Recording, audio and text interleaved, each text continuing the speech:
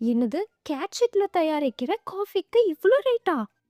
ஆமா. அது என்னங்கிறத பத்தி தெரிஞ்சுக்க இந்த வீடியோவ ஸ்கிப் பண்ணாம பாருங்க. நாம இன்னைக்கு பார்க்க போறது என்னன்னா, புனுகு பூனைங்கிற ஒரு இனத்த பத்தி தான் பார்க்க போறோம். இது மொத்தமே உலகத்துல நெறைய வகை இருக்கு. அதாவது கிட்டத்தட்ட 15 வகைகள் இருக்கு அப்படிங்கிறது சொல்றாங்க.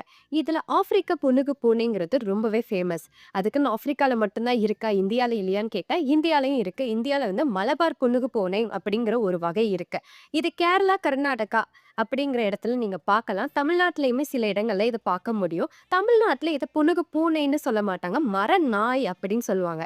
இது பார்க்கறதுக்கு அப்படியே பூனை மாதிரி இருக்கும். ஆனா முகத்த நீங்க பார்த்தீங்கன்னா, கீரிப்புள்ள மாதிரி இருக்கும். ஒரு 4 அடி தான் வளரும். அதே மாரி 4 கிலோ தான் இதோட வெயிட்டுமே இருக்கும். அவ்வளோதான் இருக்கும். அதே மாதிரி இந்த பூனை இருக்கு இல்லையா? இது வந்து இப்ப அழிஞ்சுட்டு வரக்கூடிய ஒரு இனத்துல இருக்கு அப்படிங்கிறத சொல்றாங்க.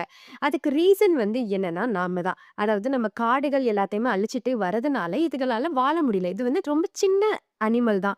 அதனால குட்டி, குட்டி அனிமல மட்டும் தான் வேட்டையாடி சாப்பிடும். அதாவது ஒரு சின்ன பறவைங்கள சாப்பிடுறது, அதே மாரி சின்னதா ஒரு எலி போனா சாப்பிடுறது, அப்படி சாப்பிடக்கூடிய ஒரு இனம். ஆனா காட்டுக்குள்ள தான் அதால வாழ முடியும். நம்ம நெறைய வீடுகள்லாம் கட்டுறனால ரொம்ப அடர்ந்த காட்டுக்குள்ள இது வாழாது. கொஞ்சம் மேலோட்டமா தான் வாழும். ஸோ, அதனால இதால வாழ முடியாம நெறைய அழிஞ்சுட்டு வரதா சொல்றாங்க.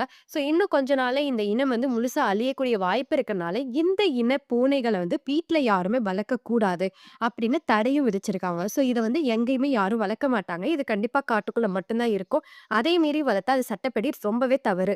இந்த பூனையோட ஸ்பெஷல் என்னன்னா, இதோட வால் இருக்கு இல்லையா? அதுக்கு வெளிய வந்துட்டு ஒரு திரவம் மாதிரி சுரக்கும் அப்படி சொல்றாங்க. அது வந்து ரொம்பவே பேட் ஸ்மெல் வரும். அதனால தான் இதுக்கு புனுகு பூனை அப்படிங்கிற நேம் வந்ததா சிலர் சொல்றதும் உண்டு.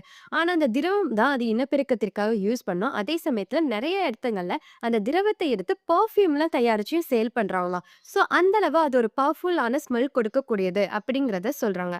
அதே மாரி இந்த கேட்டோட ஷிட்ட தான் இவ்ளோ ரேட்டுக்கு விக்கிறாங்க. அது என்னன்னா லோவா அப்படின்னு ஒரு கம்பெனி இருக்கு. அந்த கம்பெனி வந்து காஃபி சேல்ல வந்துட்டு உலக லெவல்ல ரொம்பவே ஃபேமஸான கம்பெனி.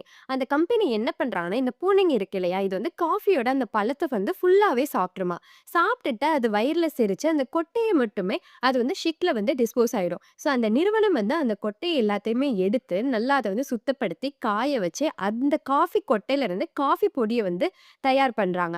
ஸோ அது வந்து ரொம்பவே நல்லா டேஸ்ட்டா இருக்கும். இந்த ப்ராசஸ் மூலமா வந்தாங்கிறனால அப்படி ரெடி பண்ணி விக்கிறாங்க. இத கிலோக்கு 25,000 ரேட் வரைக்குமே சேல் பண்ணிக்கிட்டு இருக்காங்க. ஸோ அது மூலமா தான் இந்த கேட் ஷிட்ல இருந்து தான் இது மாரி காஃபி எல்லாம் சேல் பண்றதா சொல்றாங்க.